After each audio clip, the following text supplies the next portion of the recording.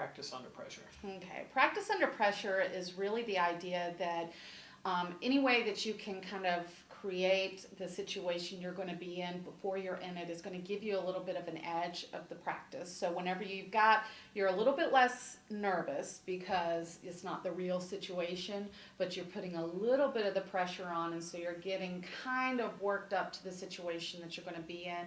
It's a little bit better practice than just sitting there and saying, okay, well, this is just for practice. So say you're taking a big test that happens to be a standardized test. If you can take some practice tests, but do it like under the same time constraints, maybe if it's going to be on a computer, do it in a computer lab somewhere similar as much as possible, recreate that situation, is going to amp your level of anxiety up a little bit and give you a better sense of what it's going to feel like that day, but you're going to be practicing as you're going. So it's just a good little strategy. Many times what we'll do is we'll just study the material over and over again and just read it and read it and read it.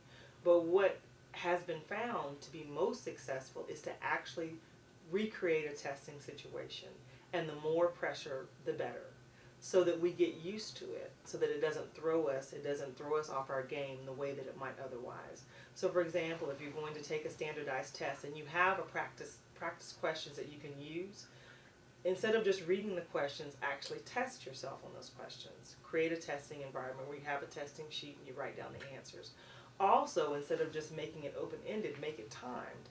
Trying to recreate the testing environment as much as possible, so that if you might normally have 20 minutes to do a certain number of questions, you try to recreate that as much as possible.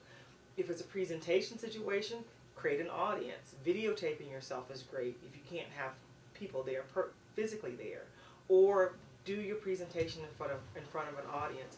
What that helps is that we get used to working under pressure. We get used to performing even with the anxiety and the nerves that we might have in that situation.